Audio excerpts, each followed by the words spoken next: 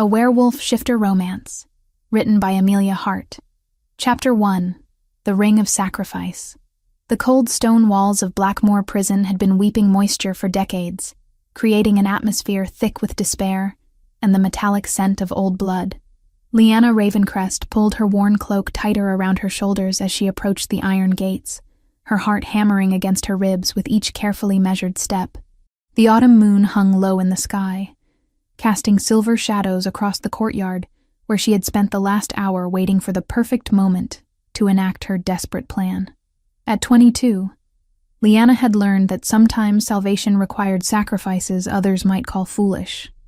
The leather pouch at her belt contained herbs and tinctures from her small apothecary shop, supplies she claimed were needed for wounded prisoners. It was a lie that came easily to her lips, honed by necessity and desperation. The guard who approached matched exactly what she'd hoped to encounter. Middle-aged Garrett, with the soft belly of a man who preferred ale to duty, and eyes that held the calculating gleam of someone always seeking opportunity. According to carefully cultivated tavern gossip, his debts far exceeded his meager salary. "You're out late, healer," Garrett said, his voice rough from years of shouting orders. "What brings you to this cursed place after sunset?" Leanna maintained careful composure, though every instinct screamed to flee this dangerous gamble. There are men inside who will die before dawn without proper care. Surely even condemned prisoners deserve basic mercy. She had rehearsed these words, knowing the right balance of compassion and authority could open doors that gold alone might not. But gold certainly wouldn't hurt, which was why her fingers trembled as they found the chain around her neck. "The alpha they brought in yesterday," she continued, voice dropping to barely above a whisper. "I've heard his condition is particularly grave. Silver shackles cause wounds that fester without treatment." Garrett's eyes narrowed with interest. She was walking a dangerous line, showing knowledge about the supernatural prisoner brought to Blackmoor under heavy guard. The entire village buzzed with rumors about the massive warrior with silver-streaked eyes who had fought 6 men before silver chains and wolfsbane finally subdued him. According to whispered stories, he was Ragnar Ironwolf, alpha of the Stormfang clan, captured during what should have been peaceful territorial negotiations. The official story claimed unprovoked attack, but Leanna recognized political maneuvering. More importantly, she remembered another story about Ragnar Ironwolf, one most villagers had forgotten. 3 years ago, when rogue wolves descended on their settlement like a plague of darkness and claws, Ragnar and his warriors had arrived at the crucial moment to drive them back. He'd stood in the village square afterward, dark hair matted with blood, silver eyes scanning the crowd to ensure every villager was accounted for. Leanna had been 19 then, helping her mother tend the wounded, watching him refuse all hospitality until certain no threat remained. That memory burned now as she faced Garrett's expectant stare. She owed Ragnar Ironwolf a debt that had weighed on her conscience for 3 years. The least she could do was ensure he didn't die alone, forgotten. "What exactly are you proposing?" Garrett asked, voice matching her whisper but gaining suspicious edge. Leanna's hand closed around the ring hanging from her neck. Her mother's ring, the only valuable thing she possessed. It was ancient silver inscribed with protective runes, passed down through generations of healers. Her mother had worn it until her death, and Leanna treasured it as both connection to her lost parent and symbol of her calling. The ring was worth more than Garrett earned in 6 months, and both knew it. 20 minutes alone with the alpha prisoner," she said quietly, pulling the chain free and letting moonlight catch the ring. 20 minutes to treat his wounds properly. In exchange, this is yours." Garrett's eyes fixed on the silver band with intensity that made her stomach churn.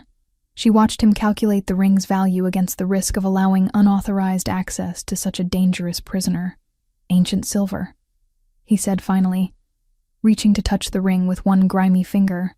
"Worth a fortune to collectors." "It belonged to my mother, and her mother before her," Leanna replied, surprised by her voice's steadiness despite threatening grief. "I wouldn't offer it lightly." This was true, though she couldn't explain the real reason for her willingness to sacrifice so much. Something deep in her chest had been pulling her toward the prison since learning of Ragnar's capture, a magnetic force she couldn't name or understand. Every rational thought screamed this was madness, throwing away her most precious possession for a man already condemned to die at dawn. But rationality had never governed her most important decisions. 20 minutes, Garrett said finally, pocketing the ring with practiced efficiency. And if anyone asks, you were never here. I know nothing about healers visiting prisoners after hours. Leanna nodded, not trusting her voice as she watched her mother's ring disappear. The loss felt immediate and devastating, as if she'd just severed connection to everything that once made her feel safe. Follow me, Garrett muttered, producing keys from his belt. 20 minutes. Not a second longer. The corridor leading deeper into the prison was narrow and oppressive, lit only by torches casting dancing shadows on stone walls. The air grew thicker with each step, heavy with unwashed bodies, despair, and something else that made her skin prickle with awareness. It was a wild scent, speaking of forests and moonlight, and dangers civilized people tried to forget. As they walked, Leanna became increasingly aware of her thundering heartbeat. What was she truly doing here? What could she accomplish with 20 minutes and healing supplies? Even if she eased Ragnar's suffering, he would still die at dawn. She would have traded her mother's ring for nothing more than conscience's satisfaction. But as they approached the heavy door leading to high-security cells, something inside her chest began to warm, responding to an invisible signal she couldn't understand. "This is my limit," Garrett announced, stopping before an iron-banded door. "Your alpha friend is in the last cell on the right. Try not to get killed, healer. I don't fancy explaining to authorities why I let you wander around unguarded." With that encouraging farewell, he unlocked the door and gestured her to enter alone. The chamber beyond was smaller than expected, containing 3 cells separated by thick iron bars. 2 cells were empty, their straw-covered floors evidence of recent occupants who'd likely met sunrise fate. But the 3rd cell, at the far end, was occupied. Even in dim torchlight, Ragnar Ironwolf commanded attention. He sat against the stone wall, silver shackles binding wrists and ankles to chains embedded deep in masonry. His dark hair reached past his shoulders, partially obscuring his face. What struck her most was his carefully maintained beard covering his strong jaw, still neat despite imprisonment. A reminder that even in captivity, he maintained dignity. His clothes were torn and blood-stained, evidence of struggle. The silver shackles had burned angry red welts where they contacted skin, and she could see wounds already showing infection signs. When he raised his head to look at her, Leanna felt the world shift. His eyes were exactly as remembered, silver-gray like storm clouds, but now holding depths of pain and fury that made her breath catch. More than that, something in his gaze seemed to reach across the space between them and wrap around her heart like invisible chains. "You," he said, voice rough from dehydration, filled with emotion she couldn't identify. "I know you." Leanna stepped closer to the bars, hands trembling as she gripped cold iron. "You saved my village 3 years ago. I was there when you drove off the rogues." Ragnar's eyes narrowed slightly as he searched memories. "The healer's daughter. You helped tend the wounded. My mother died last winter," Leanna said quietly, unsure why she felt compelled to share this. "I've taken over her practice." Something shifted in Ragnar's expression, a softening that made him look younger despite pain lines around his eyes.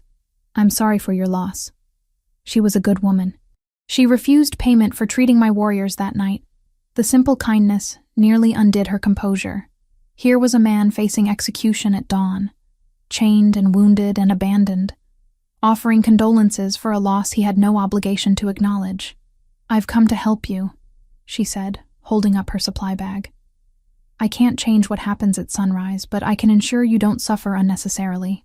Ragnar studied her face intently, silver eyes seeming to catalog every detail. "You bribed the guard. It wasn't a question." Leanna saw no point denying it. "I gave him something valuable, something that belonged to my mother." "Why?" The simple question hung between them, loaded with implications she wasn't ready to examine. Why had she risked everything to help a man she barely knew? Why had she traded away her most precious possession for 20 minutes in a prison cell? "Because you saved us," she said finally. "Because you didn't have to. But you did. And because—" She trailed off, unable to put words to the inexplicable pull she felt toward him. "Because what?" he prompted gently. Leanna met his eyes, seeing something that made her heart race with fear and anticipation. because it feels like the right thing to do. The only thing. For a moment stretching between heartbeats, they simply looked at each other through iron bars. Then Ragnar smiled. And despite everything, the chains, wounds, certainty of approaching death, it was a smile that transformed his entire face. "Then come closer, little healer," he said softly. "Let's see what magic those talented hands possess." As Lyanna fumbled for the key Garrett had given her, she had no idea she was about to cross a threshold that would change both their lives forever. But deep in her chest, something golden and warm was beginning to unfurl. Responding to the presence of the man who would soon become far more than just another patient in need of healing, the key turned in the lock with a soft click that seemed to echo through eternity. Chapter 2. The Claiming Mark. The moment Lyanna's fingers made contact with the silver shackles around Ragnar's wrists, the world exploded into sensation that defied explanation. A jolt of pure energy raced up her arms, through her chest, and settled deep in her core like liquid fire that burned without consuming. She gasped, nearly dropping her healing supplies as every nerve in her body awakened with an awareness she had never experienced. Ragnar's reaction was even more profound. His entire body went rigid against the stone wall, his silver-gray eyes widening as they locked onto hers with intensity that made her feel transparent. A low, rumbling sound emerged from deep in his chest. Not quite growl, not quite moan, but something primal that sent shivers cascading down her spine. "What is this?" Lyanna breathed, though even as she spoke the words, some ancient part of her already understood. "The mate bond," Ragnar whispered, reverence and desperate longing coloring his voice. "You're my fated mate." The concept should have been foreign to her. She was barely more than human, with only traces of supernatural heritage running through her bloodline. But somehow, recognition bloomed in her chest like sunrise. This connection, this magnetic pull that had been drawing her to him since the moment she learned of his capture, finally made sense within the context of werewolf folklore she'd dismissed as fairy tales. "That's impossible," she said, though her body responded to his presence in ways that had nothing to do with logic. Her skin felt hypersensitive, as though every nerve ending had been awakened from deep sleep. His scent, pine and leather and something uniquely masculine, filled her nostrils and made her head spin with unfamiliar desire. "Feel it," Ragnar urged, his voice rough with emotion. "The bond between us. It's been there all along, dormant but real. That pull you couldn't explain. The reason you risked everything to save a stranger." Lyanna's hands trembled as she worked to unlock the first shackle, her movements clumsy from overwhelming sensations coursing through her. The magnetic force that had compelled her to sacrifice her mother's ring. The inexplicable need to save him. It all crystallized now within this supernatural context. "I can feel you," she admitted, voice barely above a whisper. "In my chest, like warm light that grows stronger when I'm near you." As she lifted the silver shackle away from his wrist, her fingers brushing against angry red welts. That golden warmth spread throughout her body. Without conscious thought, she found herself channeling it toward his injuries, and watched in amazement as infected wounds began healing beneath her touch. "Moon-blessed," Ragnar observed, voice filled with wonder. "Your bloodline carries healing magic passed down through generations so ancient most have forgotten they existed." The first shackle fell away with metallic clang, and immediately the connection between them intensified. Ragnar flexed his freed hand, testing movement, and Lyanna couldn't help staring at how his muscles shifted beneath scarred skin. Even injured and imprisoned, he radiated power that called to something deep in her core. "How is this possible?" she asked, as she moved to the second shackle. "I'm not like you.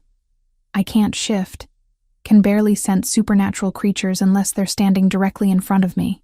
"The mate bond transcends species and power levels," Ragnar replied, eyes never leaving her face. "It connects souls meant to be together. You're more than you know, little healer. I can sense it. Strength that's been sleeping, waiting for the right catalyst to awaken it." The second shackle joined the first on the stone floor, and suddenly Ragnar's hands were free. Instead of rubbing his wrists or stretching his arms, He reached for her with lightning reflexes, large hands cupping her face with gentleness that contrasted sharply with barely controlled wildness in his silver eyes. "Leanna," he murmured, and hearing her name on his lips sent another wave of heat through her already overloaded system. "My brave, beautiful mate. Do you understand what you've done? What you've sacrificed to save me?" She could feel his breath against her lips, could see flecks of darker gray in his irises, could smell the intoxicating scent that seemed designed to call to every instinct she possessed. "I gave you a chance to heal before." She couldn't finish the sentence, couldn't voice the reality of his approaching execution. "Before I die at dawn," he completed softly. "But you've given me something far more precious than a few hours without pain. You've shown me that fate hasn't abandoned me entirely." His thumbs traced across her cheekbones, and she found herself leaning into the touch, despite rational thoughts screaming warnings about maintaining distance. This was dangerous territory, not just because he was a condemned prisoner, but because of how her body responded to his proximity. She felt balanced on a cliff's edge, one step away from falling into an abyss from which she might never return. "The guards will return soon," she said, though she made no move to step away from his touch. "Then we don't have much time." His voice carried desperate urgency that made her heart ache. "Leanna, I won't force this on you. The choice must be yours, made freely. But I need you to know that in all my 28 years, I've never felt anything like what I feel when I look at you." The sound of distant footsteps echoed in the corridor beyond, reminding them both that her 20 minutes were nearly spent. In moments, she would have to leave this cell and watch them drag Ragnar to his execution. "If I accept the mate bond," she whispered. "What does that mean?" "It means you would be mine, and I would be yours, for whatever time we have left," he replied without hesitation. "The mating mark would identify you to all supernatural creatures as under my protection, even after my death." Something in his eyes made her breath catch. "There's more, isn't there?" Ragnar's hands tightened almost imperceptibly on her face. "The silver shackles weren't just meant to imprison me, little healer. They were designed to prevent something specific, to keep me too weak to do what every instinct demands when an alpha finds his fated mate." "Which is, to claim her completely," he said quietly. "The mating mark is only the beginning. But it would give you some protection, establish the bond strongly enough that even death might not fully sever it." The sound of jingling keys grew louder in the corridor. Garrett was returning, which meant her time was up. In moments, she would have to watch them lead Ragnar to his execution, unless— "The shackles on your legs," she said suddenly, understanding flooding through her. "If I remove them, I would be strong enough to escape," he confirmed, "but it would mean running together, leaving your old life behind forever. Are you prepared for that?" Leanna looked into his silver eyes and saw her entire future reflected there. Dangerous, uncertain, but filled with a love that burned brighter than any star. The logical part of her mind cataloged all the reasons this was insane. She barely knew this man beyond stories and a single act of heroism. She would be abandoning her shop, her patients, everything familiar. But the golden warmth in her chest pulsed stronger, and she realized that for the first time in her life, she knew exactly where she belonged. "Yes," she breathed, already reaching for the keys to his ankle shackles. "Yes, I accept the bond." The transformation in Ragnar's face was immediate and breathtaking. Pain and resignation vanished, replaced by something fierce and triumphant, and completely wild. His eyes began to glow with inner light, and she could feel his wolf rising to the surface, responding to her acceptance with primal satisfaction. "My mate," he growled, pulling her closer until she was pressed against the solid warmth of his chest. "My brave, perfect mate." His mouth found the curve of her neck, and she tilted her head instinctively, offering access to the traditional location for a mating mark. She felt the scrape of teeth against sensitive skin, the wet heat of his breath, and then sharp pain lanced through her as his canines pierced her flesh. The pain transformed instantly into pleasure so intense she cried out, would have collapsed if not for his strong arms holding her upright. The sensation was indescribable. Liquid fire flowing through her veins, rewriting every cell to recognize him as her other half. "Mine," he murmured against her throat, voice thick with satisfaction as he sealed the bite with his tongue. "Forever mine." The bond between them snapped into place with such force that Leanna gasped, suddenly able to feel his emotions as clearly as her own. His love, gratitude, and fierce protectiveness flooded her consciousness, along with something else that made her knees weak with desire. As the last ankle shackle fell away, Ragnar rose to his full height, and she could feel power flowing back into his body, the silver's weakening effects finally broken. Through their new bond, she sensed his wolf just beneath the surface, ready to emerge at a moment's notice. "The guard," she whispered, hearing Garrett's approaching footsteps. "Leave him to me," Ragnar replied, and there was something in his voice that spoke of patience finally exhausted and vengeance long overdue. The cell door clanged open as Garrett appeared, his expression shifting from impatience to shock to terror as he took in the scene before him. The fallen shackles, Ragnar standing free and tall, and the unmistakable scent of fresh mating mark in the air. "What have you done?" Garrett whispered, hand moving toward the alarm bell on his belt. "Exactly what was always meant to happen," Ragnar replied calmly, stepping between Leanna and the guard with predatory grace. What followed was swift and efficient. Ragnar's hand closed around Garrett's wrist before the guard could raise the alarm, and with movements too quick for human eyes to follow, he rendered the man unconscious without killing him. "The ring," Leanna said quietly, watching Ragnar search the fallen guard's pockets. He retrieved her mother's ring with reverence that made her heart clench, then stepped behind her to fasten the chain around her neck. His fingers brushed against the fresh mating mark as he did so, sending aftershocks of pleasure through her entire system. "Never again," he murmured against her hair. "Never again will you sacrifice what matters to you for my sake." The sound of distant alarm bells began to echo through the prison, but they were no longer trapped.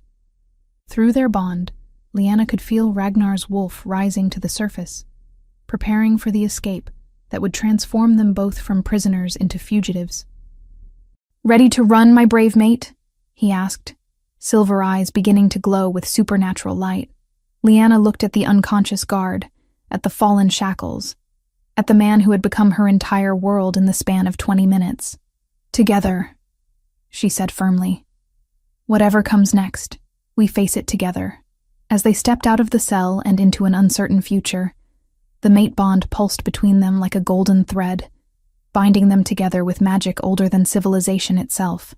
The woman who had walked into Blackmore Prison as a lonely healer was leaving as something far more powerful, the fated mate of an alpha with abilities she was only beginning to understand. The real adventure was just beginning. Chapter 3: Blood and Pursuit. The alarm bells of Blackmore Prison began their bronze dirge, just as Lyanna and Ragnar reached the outer courtyard, their voices cutting through the pre-dawn darkness like the cries of hunting banshees.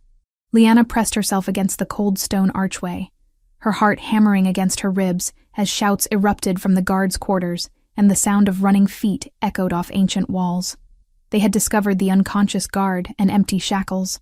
The mating mark on her neck throbbed in rhythm with her frantic pulse, and through the supernatural bond they now shared, she could feel Ragnar's presence beside her like a steady flame. He was alert, calculating, his predatory instincts fully awakened after days of forced weakness. 20 men, maybe more, he reported grimly, his enhanced hearing detecting what her human senses couldn't yet perceive. Armed with silver weapons and wolf's bane nets. They're organizing quickly. Whoever planned my imprisonment prepared for this possibility. Through the courtyard's shadows, Leanna caught glimpses of movement as armed guards spread out in coordinated search patterns. These weren't the usual prison guards. They moved with military precision, their equipment gleaming with the telltale shine of silver. "There's another way out," she said quickly, her mind racing through childhood memories of exploring the countryside around Blackmore. The old mining tunnels. My mother showed me the entrances when I was young. She used them to move unseen between villages when treating patients. Ragnar's eyes sharpened with interest. "You know these tunnels well enough to navigate them in darkness?" "Well enough," Leanna confirmed, already moving toward what appeared to be an innocuous pile of rubble at the base of the prison's outer wall. The dwarven miners built them centuries ago, before the prison existed. Most entrances were sealed, but some of us never forgot where they were hidden. Her fingers found the concealed lever her mother had shown her years ago, and a section of wall swung inward with the grinding of ancient stone. Beyond lay a tunnel disappearing into impenetrable darkness, but she could feel cool air speaking of deep passages and multiple exits. "Lead the way, clever mate," Ragnar said, his voice carrying both admiration and something deeper, pride in her resourcefulness. "And remind me to thank your mother's spirit for raising such a remarkable daughter." As they plunged into the darkness beneath Blackmoor Prison, Lyanna felt a surge of exhilaration that had nothing to do with their narrow escape. For the first time in her adult life, she was exactly where she belonged, beside the man who valued her mind as much as her heart, fleeing toward an uncertain future that nevertheless glowed with possibility. The tunnels were exactly as she remembered, narrow but well constructed, with smooth walls showing the skilled craftsmanship of their builders. Her fingers trailed along stone as she walked, using touch to guide them through passages that hadn't seen light in decades. Behind her, Ragnar moved with the silent grace of his wolf, trusting her completely to lead them to safety. "Tell me about Victor," she said quietly, as they navigated a particularly winding section. Through their bond, she could sense layers of hurt and betrayal surrounding the name, emotions carefully controlled but still raw. "Victor and I grew up together after his parents died in a hunting accident," Ragnar replied, his voice carefully neutral. "My father took him in, raised him alongside me. I trusted him with everything: pack secrets, strategic plans, even my own doubts and fears." The pain in his words made her chest tight with sympathy. "What changed between you?" "Power," Ragnar said with bitter simplicity. "When my father died 2 years ago and I became Alpha, Victor expected to be named my second. When I chose someone else based on merit rather than family connection, something in him turned cold. I thought he had accepted my decision, but apparently he'd been planning revenge ever since." They paused at a junction where 3 tunnels branched off in different directions. Lyanna closed her eyes, trying to remember which path her mother had taken during their childhood explorations. "So he made contact with enemy clans and offered to deliver you to them?" she asked, choosing the leftmost tunnel based on the feel of air movement. "More than that," Ragnar replied grimly. "He fed them intelligence about our patrol routes, our defenses, even the locations of our sacred sites. The meeting where I was captured was supposed to be a negotiation for territorial boundaries, but it was a trap from the beginning." The implications made her stomach churn. "How many others were hurt because of his betrayal?" "3 of my warriors died in that ambush." Ragnar's voice dropped to a growl that made her primitive hindbrain shiver with recognition. "Good men with families, cut down because they trusted their alpha to keep them safe." Lyanna reached out without thinking, her hand finding his in the darkness and squeezing gently. The moment their skin made contact, that golden warmth began flowing between them again, and she felt the tension in his shoulders ease slightly. "Their deaths aren't your fault," she said firmly. "Victor's choices are his own responsibility, not yours." "Are they?" Ragnar's hand tightened around hers. "If I had been a better judge of character, if I had seen the signs of his resentment, then you would be prescient, not just an alpha." Lyanna interrupted. "You can't protect people from every possible threat, Ragnar. Sometimes terrible things happen despite our best efforts." They walked in companionable silence for several minutes, their footsteps echoing softly in the ancient passageway. But gradually, Lyanna became aware of another sound. The distant rumble of voices, growing steadily closer. "They've found the entrance," Ragnar confirmed, his enhanced hearing detecting the pursuit long before it would be audible to her. Multiple groups, moving through different tunnel systems. Victor must have known about these passages. Of course he did, Lyanna realized with growing dread. My mother wasn't the only healer who used these tunnels. If Victor has been planning this for 2 years, he would have researched every possible escape route. Ragnar finished grimly. "We're not just being pursued. We're being herded." The sound of approaching voices grew louder, echoing from multiple directions now. Through their bond, Lyanna could feel Ragnar's wolf pressing closer to the surface, responding to the threat with predatory alertness. The main exit is still half a mile ahead, she said, her heart sinking as she realized the implications. They'll catch us before we reach it. Ragnar stopped walking, his hand tightening protectively around hers. Then we don't try to outrun them. We make our stand here, where the narrow passages work in our favor. Us? Leanna questioned, already knowing the answer but needing to hear it. You're my mate now, he replied with quiet conviction. That means we face everything together. But when I tell you to run, you run. Promise me. Leanna looked at him in the darkness, feeling through their bond his absolute determination to protect her, even at the cost of his own life. I promise, she lied, knowing she would never abandon him regardless of how desperate their situation became. The first torchlight appeared at the far end of the tunnel, followed by the sound of coordinated footsteps. But instead of the chaotic pursuit she expected, the approaching forces moved with military discipline that spoke of careful planning and superior numbers. My dear cousin, a cultured voice called out, echoing off the stone walls with aristocratic confidence. Surely there's no need for this continued unpleasantness. Come out, and let's discuss your situation like civilized wolves. Ragnar's lips pulled back in a silent snarl, his canines already lengthening in preparation for what was to come. Victor, he growled, the name carrying years of hurt and betrayal. I should have known he wouldn't risk his own neck by leading the hunt personally, Leanna whispered. But even as she spoke, she could smell something else in the air. Expensive cologne mixed with the scent of superiority, and barely contained violence.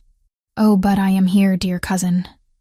Victor's voice came again, closer now, along with some friends who were very interested to meet the legendary Ragnar Ironwolf. The Blood Moon clan sends their regards, as do several human mercenaries who specialize in hunting supernatural fugitives. The torchlight grew brighter, and Leanna could see shadows moving with purpose through the tunnel system. They were surrounded, trapped in a web that had been years in the making. What do you want, Victor? Ragnar called out, his voice carrying the absolute authority of an alpha despite their precarious position. What I've always wanted, came the reply, now close enough that individual footsteps could be distinguished. What should have been mine from the beginning? The pack, the territory, and now, your newly acquired mate. The casual way Victor mentioned her made Leanna's skin crawl with revulsion. Through the bond, she felt Ragnar's fury spike to dangerous levels, his control over his wolf form beginning to strain under the pressure of protective rage. She bears my mark, Ragnar said, his voice dropping to the deadly calm that preceded explosions of violence. The claiming has been completed. Has it? Victor's laugh echoed off the stone walls with cruel amusement.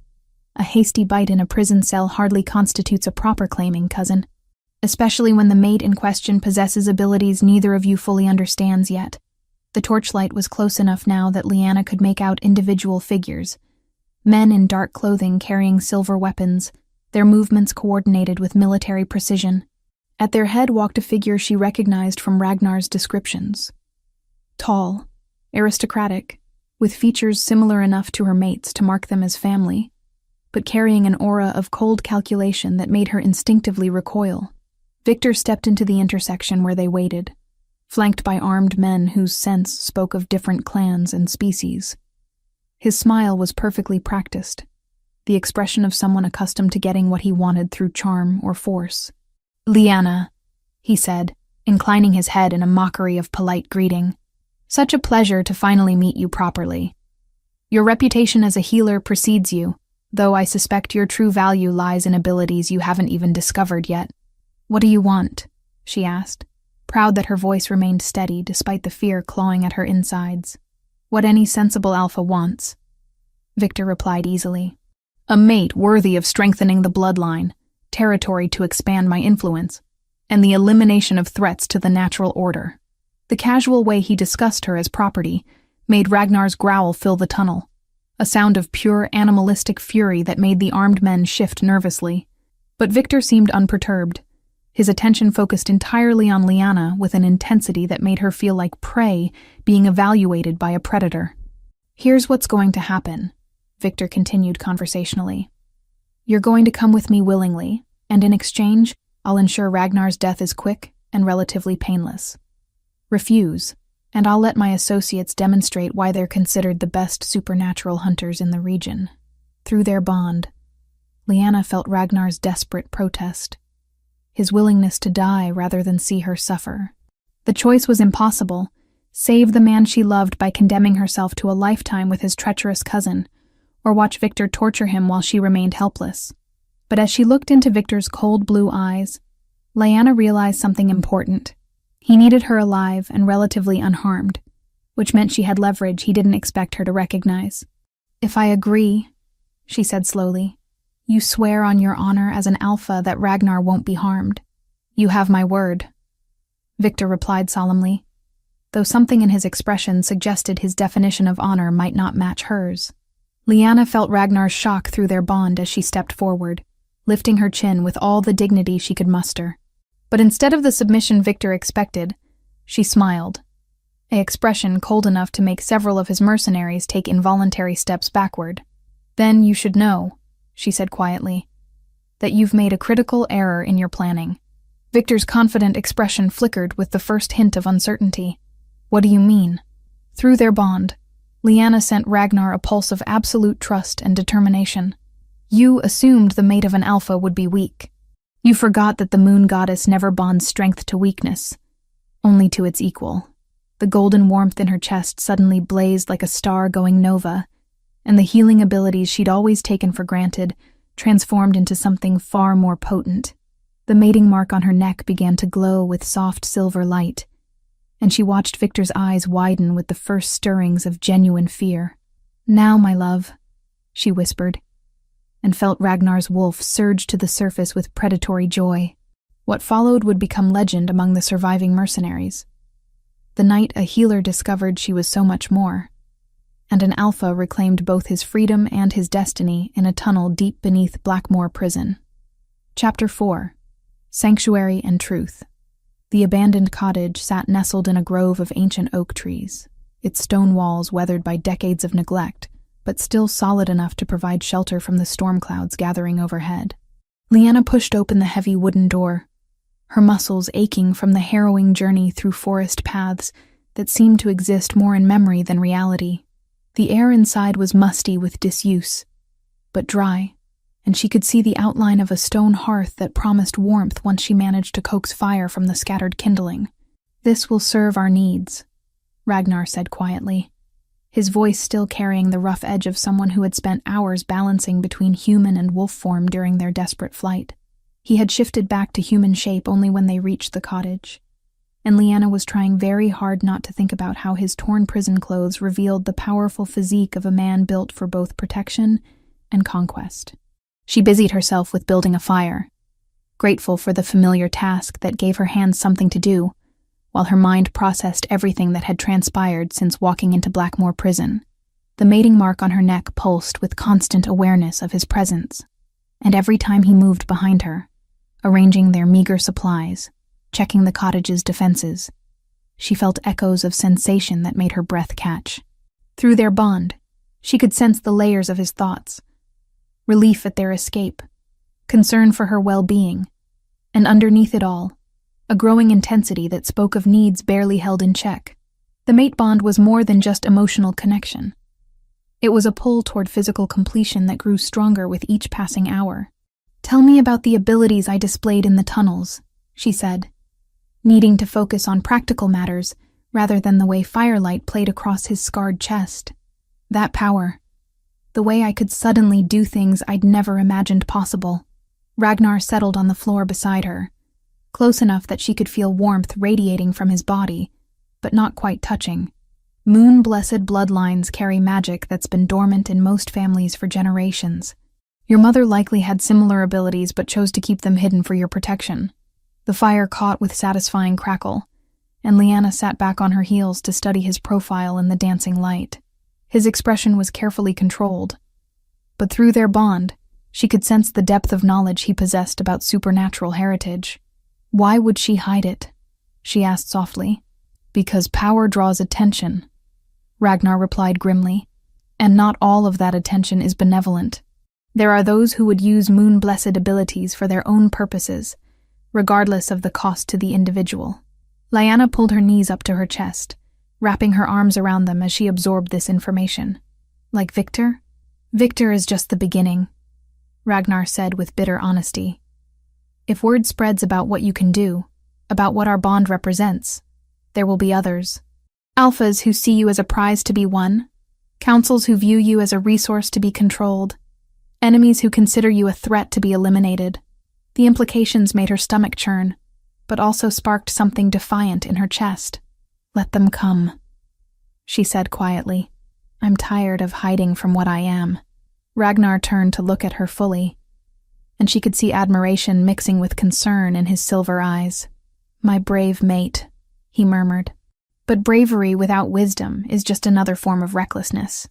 They sat in comfortable silence for several minutes, watching flames dance and listening to wind picking up outside the cottage. But gradually, Lyanna became aware of other sensations. The way Ragnar's thumb traced small circles on her palm when their hands accidentally touched, the heat building between them despite the evening's coolness, the pull of the mating bond that seemed to grow stronger with each shared breath. There's something else we need to discuss, she said finally, though her voice came out huskier than intended. Victor mentioned that our bond wasn't complete, that a hasty bite in a prison cell doesn't constitute proper claiming. Ragnar's eyes darkened, and she could feel his desire spike through their connection like liquid fire. The mating mark establishes the bond and provides some protection, he said carefully. But werewolf mating customs involve additional ceremonies and physical bonding that strengthens the connection beyond what can be challenged by outside forces. Physical bonding, she repeated, her cheeks warming as understanding dawned. You're talking about consummation. Among other things, he agreed. The complete claiming involves trust, acceptance, and the joining of not just bodies, but souls. It's not something to be undertaken lightly, especially when both parties are still learning about each other. Lyanna studied his face in the firelight, seeing the careful control he maintained despite the hunger she could sense through their bond. And if we don't complete the claiming, what then? Then Victor's claim about being able to challenge our bond has some validity, Ragnar admitted reluctantly. Ancient laws do allow for such challenges under specific circumstances, especially if the female has not fully accepted her mate. The cottage suddenly felt too small, the air too thick with unspoken possibilities. Lyanna stood abruptly, moving to the small window that overlooked the forest. She could see her reflection in the glass, face flushed, eyes bright with desire and uncertainty in equal measure. You're asking me to commit to something permanent, she said quietly, to bind myself to a man I've known for less than a day, no matter how strongly this bond pulls at me. I'm not asking you to do anything, Ragnar replied, and she could hear him moving closer behind her. The choice has to be yours, made freely without coercion. I won't be like Victor, using circumstances to force what should be given willingly. She turned to face him, and the raw honesty in his silver eyes made her knees weak with want and fear combined. And if I need time, if I'm not ready for such complete commitment, then we take that time, he said without hesitation. I've waited 28 years to find my mate. I can wait longer for her to be certain of her choice. The declaration should have reassured her, but instead, it only highlighted the impossible situation they faced. If she delayed, Victor could use ancient laws to challenge their bond. If she agreed immediately, she would be binding herself to someone she barely knew, no matter how strong the supernatural connection between them. Show me, she said suddenly, the words escaping before her rational mind could stop them. Ragnar went very still. Show you what? Everything, she clarified, though her voice trembled with nervousness. If I'm going to make this choice, I need to understand what I'm choosing. Show me your wolf. Show me what it means to be mated to an alpha. Show me the truth of what we could become together. For a long moment, he simply stared at her. Then, slowly, he began to remove the tattered remains of his prison clothes. Lyanna's breath caught as more of his skin was revealed, not just because of his undeniable masculine beauty, but because of the scars that mapped his body like a history of battles fought and survived. I'm not just a man who can become a wolf, he warned quietly. I'm a predator, Lyanna. A creature designed by nature to hunt, kill, and dominate. The beast inside me recognizes you as mine, with an intensity that sometimes frightens even me." She nodded, though her heart was racing with equal parts terror and anticipation. "Show me everything." The transformation began with his eyes, the silver irises beginning to glow with inner fire that spoke of wildness barely contained. Then his muscles started to ripple and expand, his human form blurring as supernatural forces reshaped bone and sinew with fluid grace. She watched in fascination, as his carefully groomed beard remained perfectly maintained, even as the rest of his features elongated, as though his wolf form respected the dignity he maintained, even in his most primal state. Within moments, the man was gone, replaced by a creature that stole her breath with its magnificence. His wolf form was even larger than she had glimpsed during their escape, a massive beast with midnight black fur that seemed to absorb the firelight, but it was his eyes that held her captive. Still recognizably Ragnar's, but now burning with the ancient wisdom of apex predators. The wolf approached her slowly, giving her time to flee if she chose. When he was close enough to touch, he lowered his massive head and waited, offering her the choice of contact without pressure or demand. With trembling fingers, Lyanna reached out and buried her hands in his thick fur. The wolf made a soft sound, not quite whine, not quite purr, and leaned into her touch. Through their bond, she could feel his emotions: protective love, desperate hope, and underneath it all, the wild hunger of a predator who had found his perfect match. "You're magnificent," she whispered, and the wolf's tail moved in what might have been pleased acknowledgement. As she continued to touch him, stroking the powerful muscles beneath his fur, Lyanna felt something shift inside her chest. Not fear, but recognition. This dangerous, beautiful creature was hers, just as surely as she was his. The thought should have terrified her, but instead, it filled her with a sense of completion she had never experienced. "I accept you," she said quietly, meeting those glowing silver eyes. "All of you. The man and the wolf, the protector and the predator. If you'll have me." The wolf stilled beneath her hands, and she felt his overwhelming joy through their bond like sunrise warming her from within. Gradually, he began to shift back to human form, the transformation as beautiful and fluid as before. When Ragnar stood before her again, naked and magnificent, and utterly hers, he cupped her face in his hands with infinite gentleness. "My mate," he murmured, and the words carried the weight of vows spoken and destinies accepted. "My brave, perfect mate. Are you ready to complete this bond between us?" Lyanna looked into his eyes and saw her future reflected there. Dangerous, uncertain, but filled with a love that would burn brighter than any star. The cottage around them seemed to hold its breath, waiting for her answer. "I'm ready," she whispered, and stepped forward to claim the destiny that had been calling to her since the moment she first saw him chained in that prison cell. As Ragnar's arms closed around her, and his mouth found hers in a kiss that tasted of promise and forever, the mate bond between them blazed like molten gold, preparing to forge them into something stronger than either could be alone.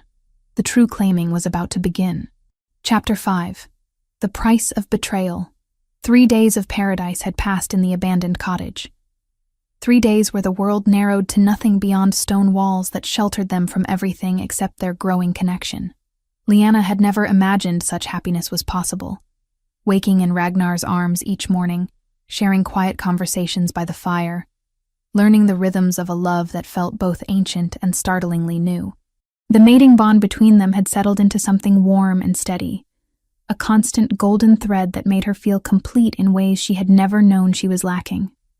But paradise, as every fairy tale warned, was never meant to last forever.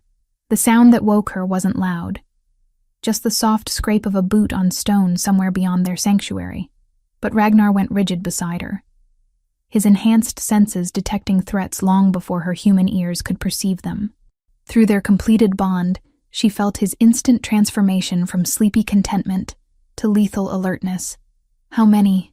she whispered, already reaching for the clothes they had learned to keep within easy reach, a precaution that had become habit. "Too many to count," Ragnar replied grimly, sliding from their makeshift bed with predatory grace.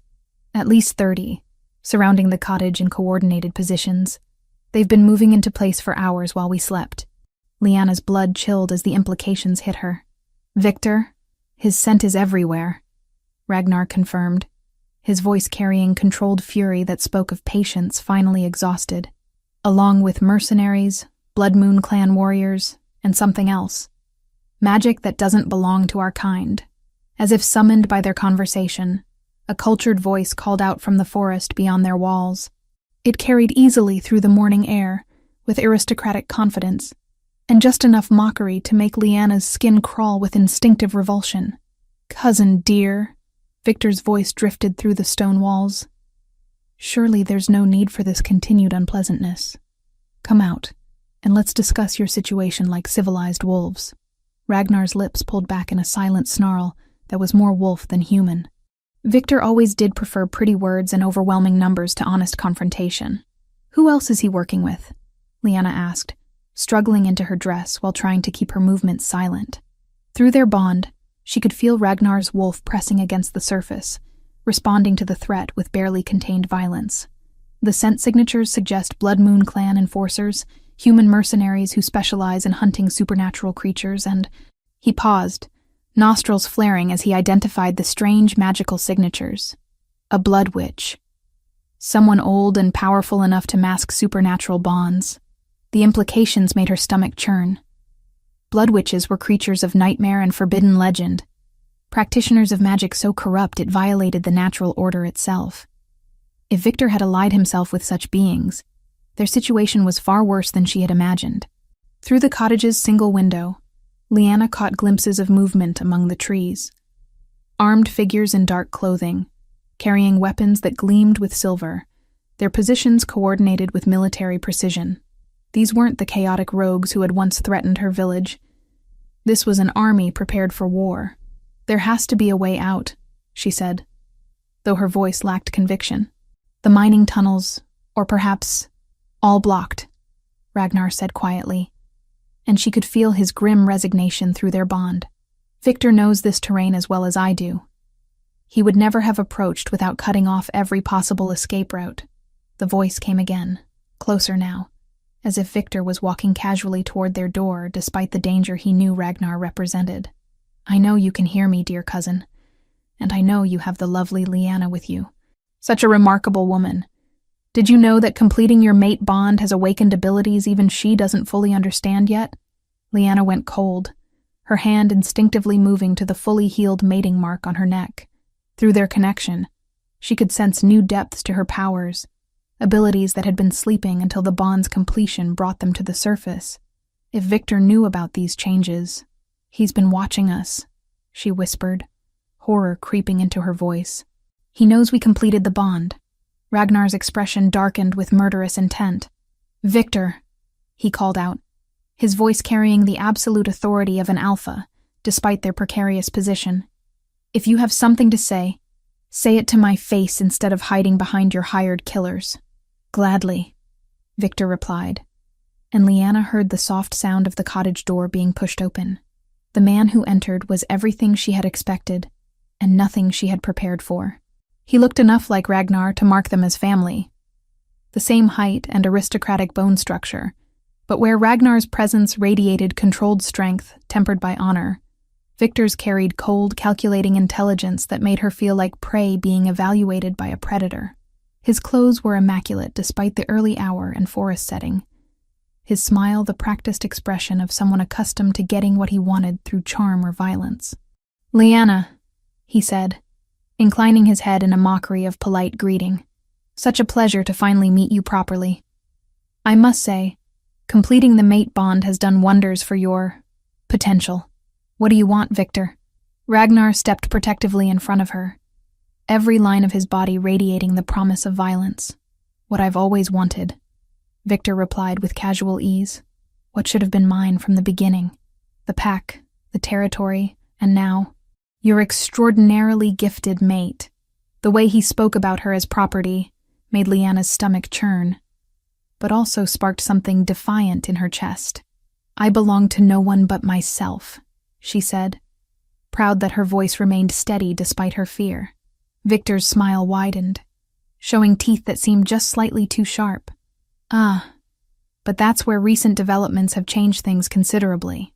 You see, my dear, completing the mate bond with dear Ragnar has awakened bloodline abilities that make you far more valuable than either of you realized. Through their bond, she felt Ragnar's sudden surge of protective rage, but also something else. Fear. Not for himself, but for her, and what Victor's words implied. The moon-blessed bloodline carries power that's been dormant in most families for generations, Victor continued conversationally. But when awakened by the bond with a sufficiently powerful alpha, those abilities can reshape the very nature of supernatural politics. Healing becomes destruction, protection becomes conquest, wisdom becomes the power to command the very forces of nature. You're insane, Lyanna whispered, though even as she spoke the words, she could feel truth in them. The powers she had displayed during their escape, the way she could sense magical signatures and influence supernatural forces, it was all connected to the completed bond. Am I? Victor pulled a small vial from his coat, and Lyanna could see dark liquid swirling inside with its own malevolent life.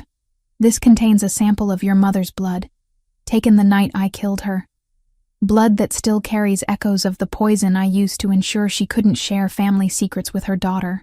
The casual admission hit Lyanna like a physical blow, stealing the breath from her lungs. You murdered her? I eliminated a threat to the natural order, Victor corrected with chilling matter-of-factness. Your mother understood what you could become with the right catalyst. She spent years suppressing your abilities, hiding your true nature from those who would use you. But death has a way of making such precautions irrelevant. Ragnar's growl filled the cottage, a sound of pure animalistic fury that made the windows rattle. You murdering bastard! Careful, cousin, Victor interrupted, raising one hand in a gesture that brought armed figures into view at every window and doorway. Remember, you're outnumbered 30-1, and my associates specialize in hunting creatures exactly like you. As if to demonstrate his point, several mercenaries stepped into view, their weapons trained on Ragnar with professional precision. Lyanna could see silver bullets in their guns, wolfsbane-laced nets ready to deploy, all designed to bring down even the most powerful alpha. Here's what's going to happen, Victor continued with conversational calm. Lyanna is going to come with me willingly, and in exchange, I'll ensure Ragnar's death is quick and relatively painless. Refuse, and I'll let my associates demonstrate why they're considered the finest supernatural hunters gold can buy. Every instinct in Lyanna's body screamed against the proposal, but through their bond she could feel Ragnar's desperation, his willingness to die rather than see her suffer. The choice seemed impossible. Save the man she loved by condemning herself to Victor's plans, or watch him be tortured to death while she remained helpless. If I agree, she said slowly, you swear you won't harm him? You have my word as an alpha. Victor replied solemnly, though something in his eyes suggested his definition of honor might not match hers. But instead of the immediate compliance Victor expected, Lyanna smiled, an expression cold enough to make several mercenaries shift nervously. Then you should know, she said quietly, that you've made several critical errors in your planning. Victor's confident expression flickered with the first hint of uncertainty. What do you mean? Through their bond, Lyanna sent Ragnar a pulse of absolute trust and love, along with something else, a plan born of desperation and the growing awareness of her own power. You assumed that completing the mate bond made me more valuable. You never considered that it might also make me more dangerous. The golden warmth in her chest suddenly blazed like a star being born, and the abilities Victor was so eager to exploit transformed into something far more potent than healing magic. The mating mark on her neck began to glow with silver light, and she watched Victor's eyes widen with the first stirrings of genuine fear. You see, she continued, feeling power flowing through their bond from Ragnar to amplify her own abilities. The moon-blessed don't just heal. When properly motivated, we can do so much more. The cottage around them began to tremble as forces older than civilization itself responded to her call, and Lyanna realized that the real battle was just beginning. Victor had wanted to claim a weapon. He was about to discover he had awakened a force of nature instead. Chapter 6. Bonds of iron. The great hall of Victor's stronghold was everything Lyanna had expected from a man who valued power above all else. Imposing stone walls lined with banners depicting conquest. A massive hearth designed more for intimidation than warmth, and everywhere the oppressive scent of dominance barely contained. She sat in the ornate chair Victor had indicated, her hands folded carefully in her lap to hide their trembling, while he paced before her with the satisfaction of a predator who had finally cornered his prey. But Victor had made a critical miscalculation. The woman he had captured was no longer the uncertain healer who had walked into Blackmoor prison. The completed mate bond had awakened abilities that pulsed through her veins like liquid starlight, and through her connection with Ragnar, she could feel his presence even through the stone walls of his prison far below.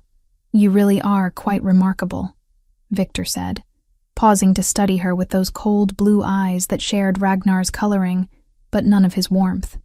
"I can practically see the power radiating from you now that the bond is complete. The moon-blessed bloodline shows in everything from your posture to the way magic responds to your presence. What do you truly want from me?" Lyanna asked, pleased that her voice carried steady authority despite the terror coiling in her stomach. "Want?" Victor laughed, the sound echoing off stone walls with unpleasant resonance. "My dear, what I want is to harness that extraordinary power flowing through you. The moon-blessed abilities you've awakened could reshape the entire supernatural hierarchy, but only in the hands of someone with the wisdom and strength to wield them properly." He moved closer, and Lyanna fought every instinct that screamed at her to flee. Through the mate bond, she could sense Ragnar's fury and desperation, but also something else. He was planning, preparing, drawing on resources Victor couldn't detect. "The bond between Ragnar and myself is complete," she said, meeting Victor's gaze with defiance. "You can't simply break what the moon goddess herself has forged." "Can't I?" Victor's smile was sharp as a blade.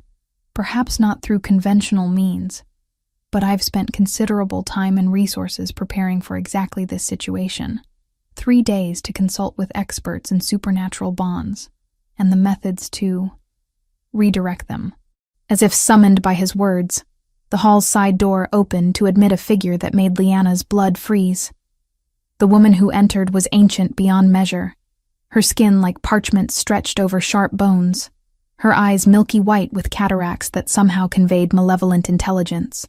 The aura of wrongness surrounding her, magic that felt like corruption given form, told Lyanna exactly what she faced.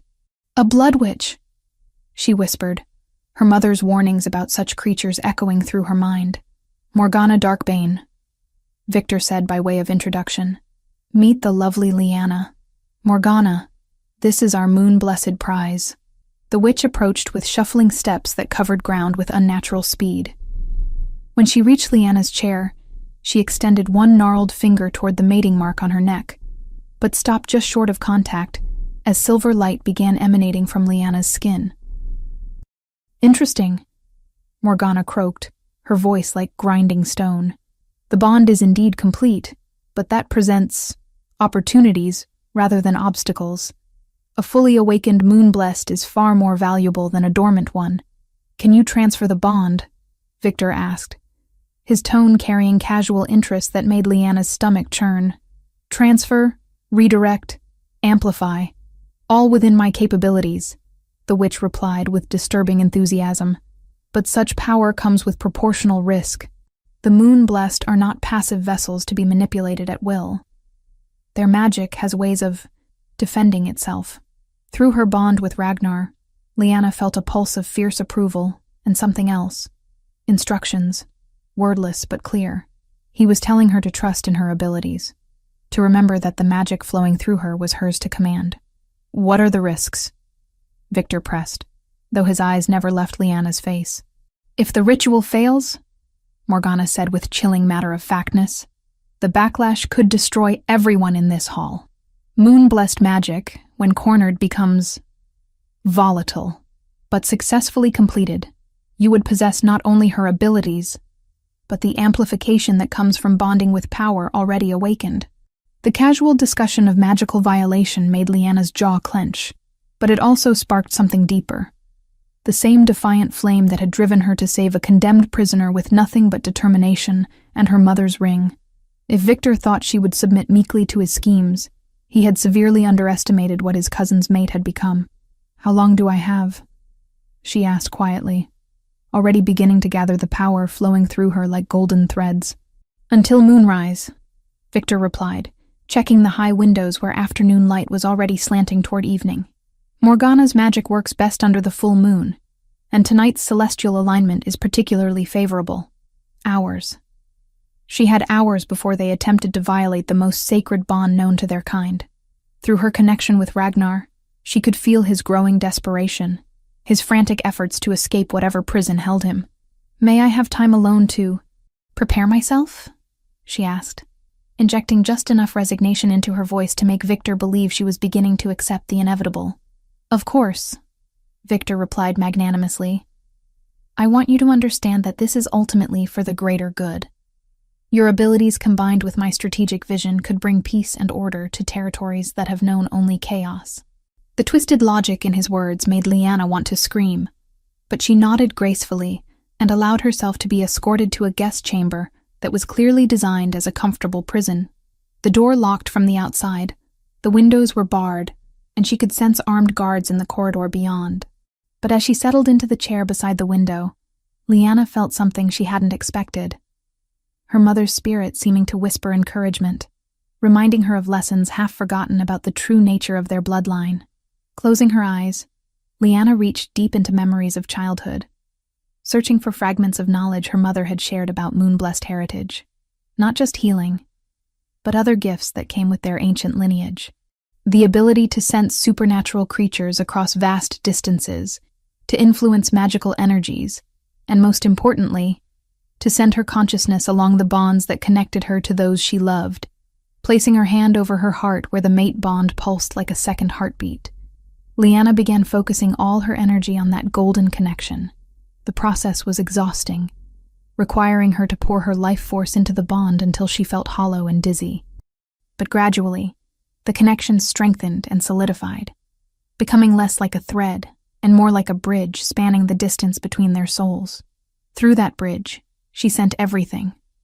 Not just words, but complete understanding of where she was, what Victor planned, the presence of the Blood Witch, and the timing of the ritual.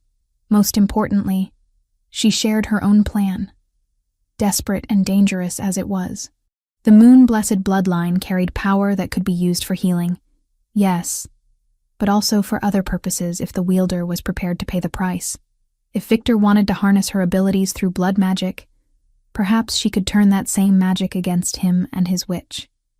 But she would need Ragnar's strength amplifying her own, and she would need perfect timing. The connection stabilized just as footsteps sounded in the corridor outside. Through the mate bond, she felt Ragnar's fierce approval of her plan, along with his promise that he would be ready when the moment came. "Little healer," came Victor's voice through the door. "It's time for you to fulfill your true destiny." Lyanna stood slowly, smoothing her dress and checking that the small vial of wolfsbane and silver extract she had managed to prepare was secure in her sleeve. It wasn't enough to kill an alpha outright, but it would certainly weaken him at the crucial moment. "I'm ready," she called back, surprised by the steel in her own voice. As the door opened, and Victor's guards moved to escort her back to the great hall, Lyanna felt the mate bond pulse with love and determination. Whatever happened next, she would face it as Ragnar's equal. Not as a prize to be won, but as a force of nature finally awakened to her true power. The Blood Witch might think she understood moon-blessed magic, but she was about to discover that some bonds were forged by forces far older and stronger than any corruption she could wield. Chapter 7. Blood and Fire. The great hall had been transformed into something from the darkest of nightmares. Black candles flickered along the stone walls, their flames casting writhing shadows that seemed to move with malevolent purpose. The air was thick with incense that burned her throat and made her eyes water. But underneath it, Lyanna could detect the metallic scent of fresh blood. At the center of the hall, Morgana had drawn an intricate circle using what looked suspiciously like dried blood mixed with powdered silver, the patterns pulsing with their own sickly light. Victor stood beside the Blood Witch, resplendent in ceremonial robes that made him look like some twisted parody of a holy man. His eyes gleamed with anticipation as he watched Lyanna being led to the circle's edge, and she could smell his arousal mixed with triumph, a combination that made her stomach churn with revulsion. "Beautiful," he murmured as she was positioned at the northern point of the circle. "You have no idea how long I've dreamed of this moment, sweet Lyanna. How many nights I've imagined harnessing the power that flows through your veins." "And you need blood magic to access it," Lyanna replied quietly, proud that her voice carried no trace of the terror clawing at her insides. "How fitting for someone who murdered my mother." Victor's expression darkened at her tone, but before he could respond, Morgana cackled with delight. "Oh, she has spirit, this one. It will make binding her power all the more satisfying." The witch moved to the center of the circle, carrying a ceremonial chalice that seemed to absorb light rather than reflect it. "Now then, child, let's begin with something simple. Your blood, freely given, will anchor the ritual." When Lyanna hesitated, two of Victor's guards stepped forward, their hands moving to silver daggers at their belts. The threat was clear: cooperate, or they would take her blood by force. Through the mate bond, she could feel Ragnar's presence growing stronger, closer. But he wasn't here yet. She needed to buy more time. "What exactly does this ritual accomplish?" she asked, extending her hand with feigned reluctance. "Nothing too complex," Morgana replied, producing a silver blade that gleamed with unnatural sharpness. "Your blood, mixed with his, while I weave the proper enchantments. The magic will transfer your mate bond from the absent alpha to the one who stands before you, along with all the power that bond has awakened." The blade bit into Lyanna's palm with surgical precision, sending drops of her blood into the dark chalice. The moment her blood made contact with whatever was already inside, the liquid began to smoke and writhe like something alive. But instead of the corruption she expected, she felt her own power responding to the mixture. Through their bond, she sensed Ragnar's location, directly below them, in the stronghold's deepest dungeons, but no longer imprisoned. He was moving, fighting, drawing closer with each passing moment. "Excellent," Victor said, moving to add his own blood to the mixture. The moon-blessed bloodline is even more potent than the ancient text suggested. As Victor's blood joined hers, Lyanna felt something she hadn't expected. A brief moment of connection, similar to but utterly wrong compared to the mate bond she shared with Ragnar. Through that twisted link, she caught a glimpse of Victor's true nature: the casual cruelty, the complete lack of empathy, the cold calculation that drove every action. But she also sensed something else, a fundamental weakness in his magical defenses. Victor's power as an alpha came from domination and fear, rather than the earned loyalty that strengthened Ragnar.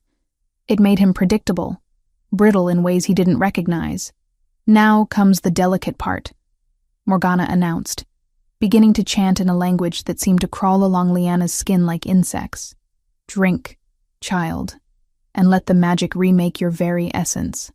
The chalice was pressed to Lyanna's lips, and she could smell the corruption within. Not just the blood magic, but something designed to weaken her will and make the magical transformation easier.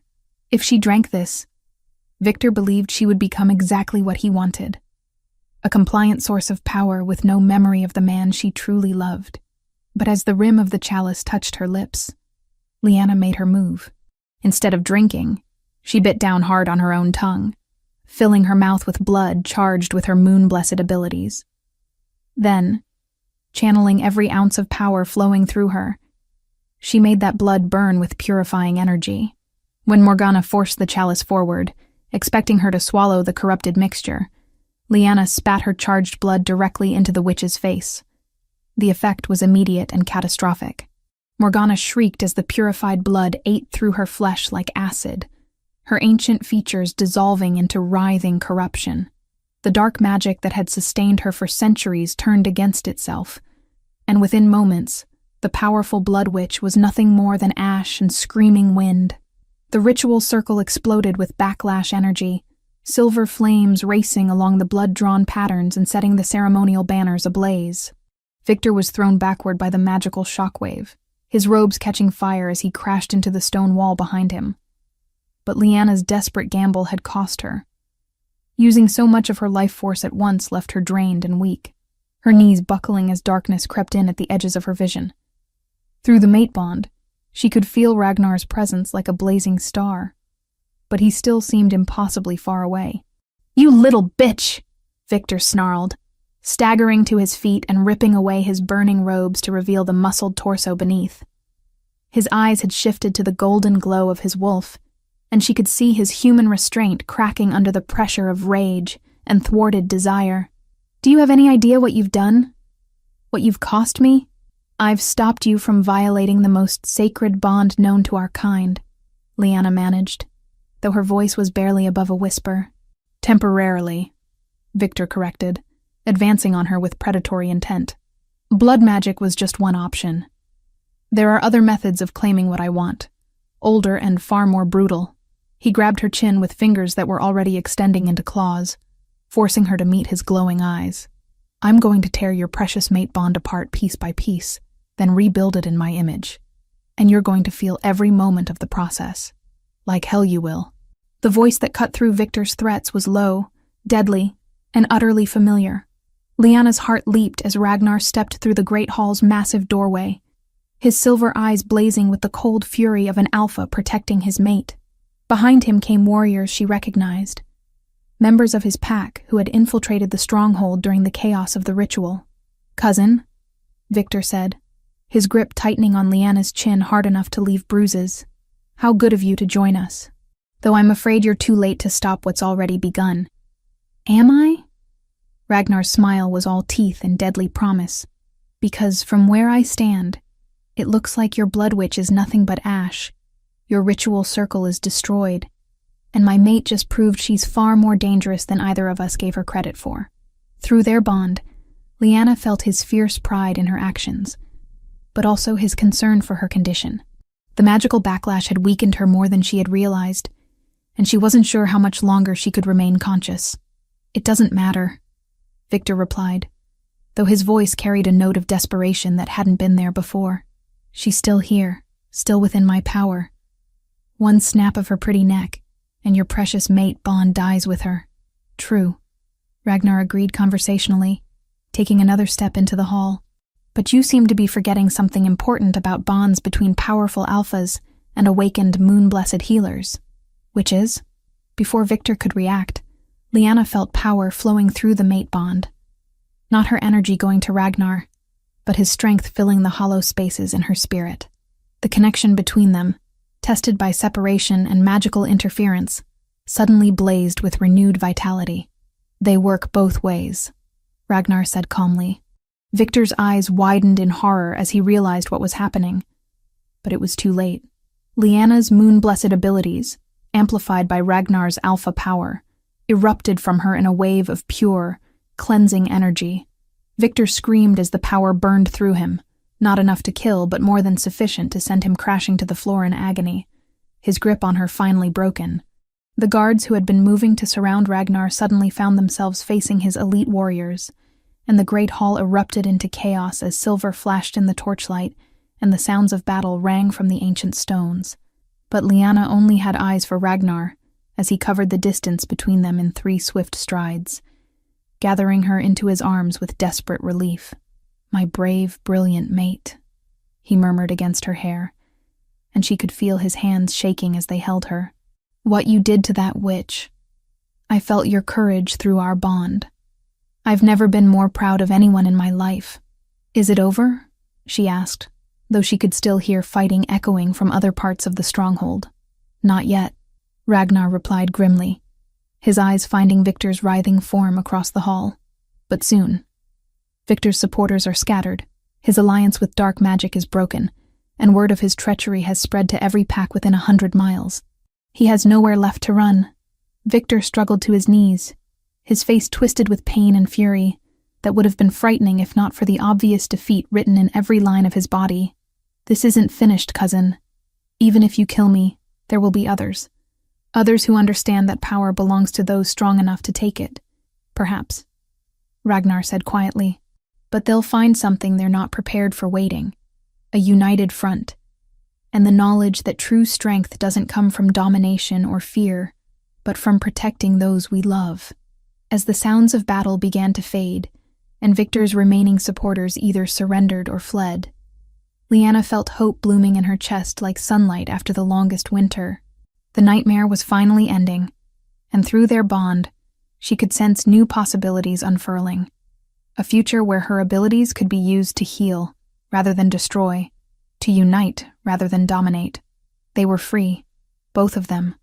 Finally, and completely free. Chapter 8. The Crown of Luna. 6 months had passed since the night Victor's treachery was exposed, and his dark alliance with blood magic finally broken. 6 months of rebuilding, healing, and forging new alliances between territories that had once viewed each other with suspicion and mistrust.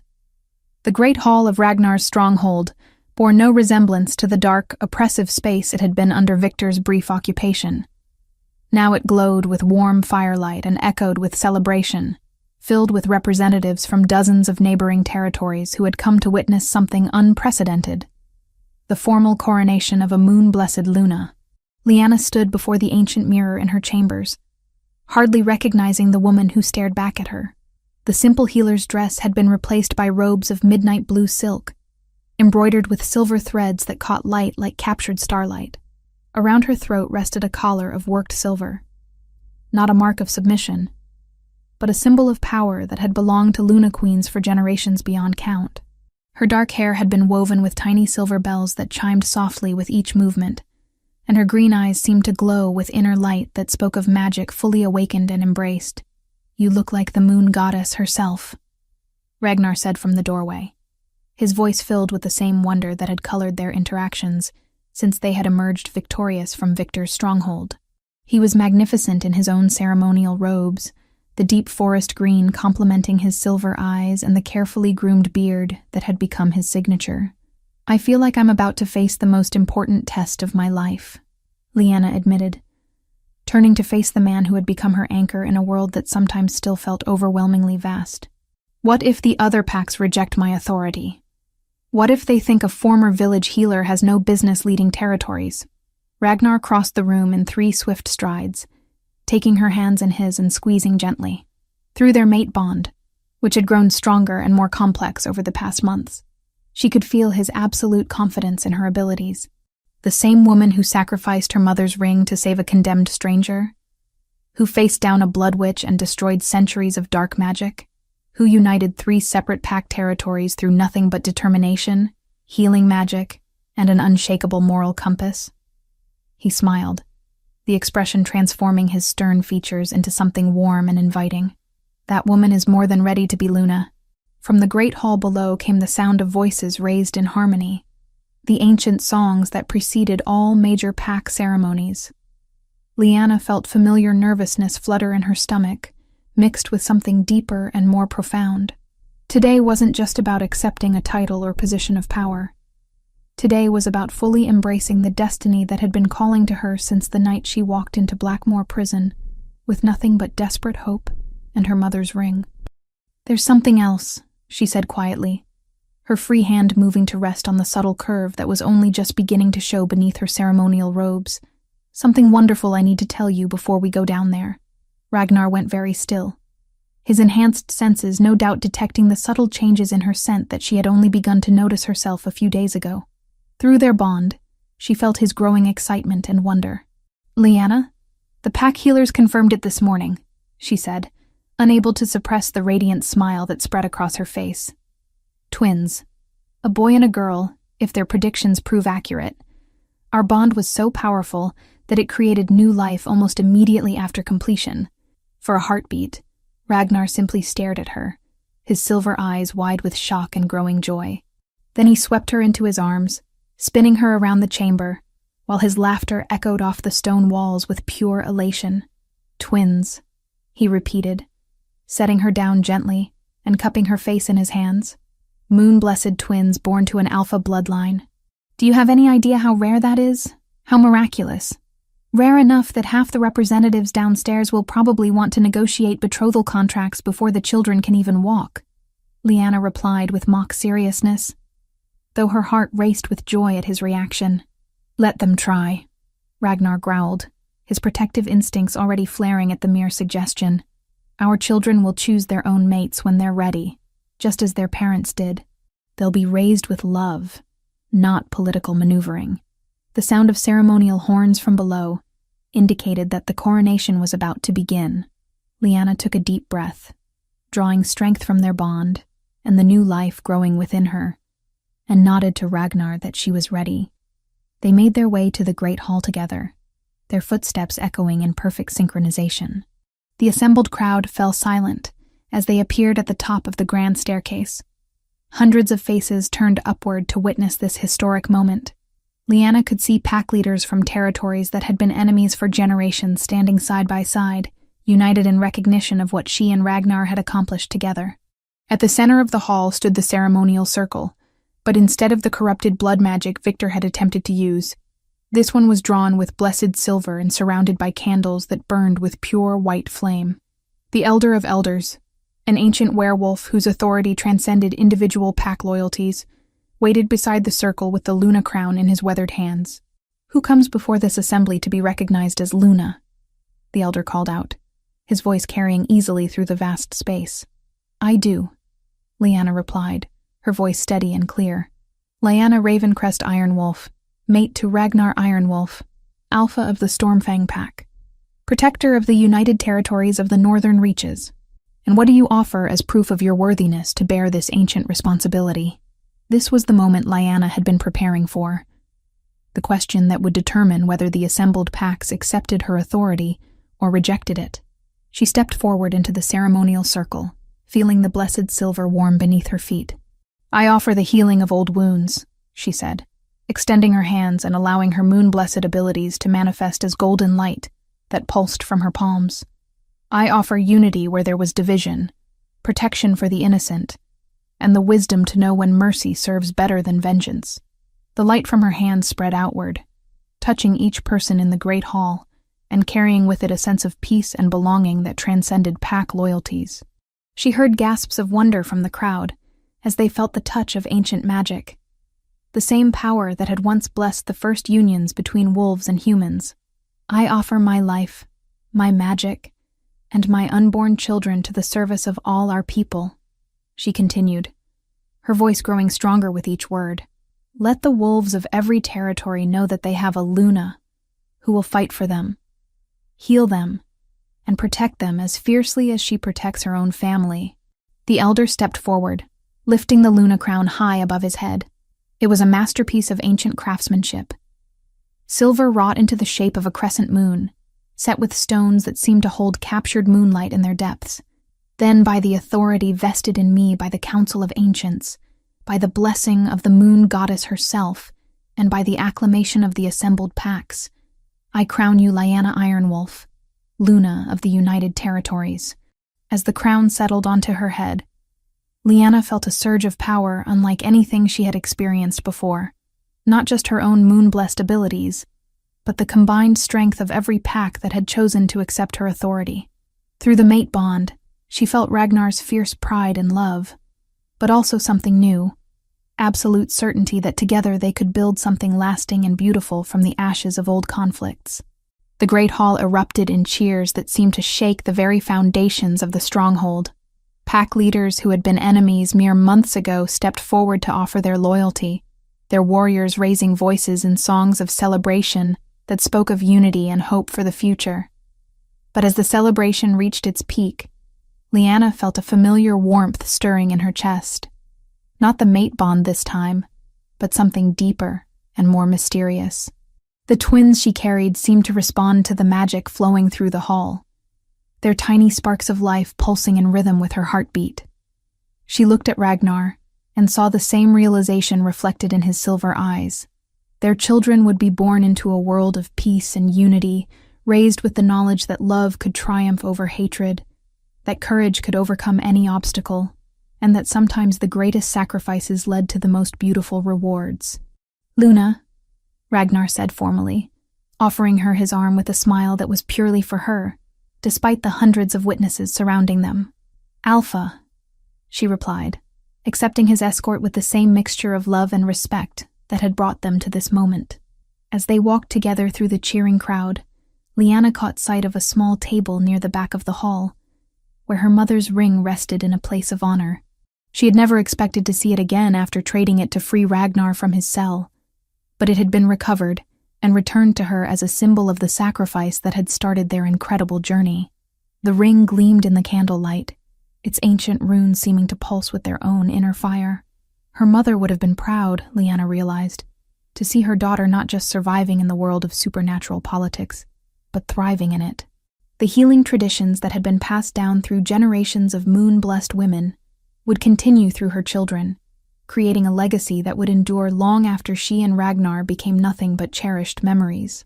"What are you thinking about?" Ragnar asked quietly as they reached their places at the high table. Lyanna smiled, one hand moving instinctively to rest over the twins growing within her. "The future," she replied. "Our future, our children's future, and all the beautiful possibilities that open up when you're brave enough to sacrifice everything for love." As the celebration continued around them, Alpha and Luna sat side by side, their bond strengthened by trials overcome and their hearts full of hope for the tomorrow they would build together. The woman who had once believed herself ordinary had become the cornerstone of a new age, and the man who had been condemned to die alone had found his true purpose in protecting and cherishing the mate who had saved not just his life, but his very soul. Sometimes, Lyanna reflected as she watched their people celebrate in the great hall that had once echoed with Victor's cruelty, the most beautiful love stories began with the darkest moments, and sometimes, if you were very lucky and very brave, those stories had the most magnificent endings of all.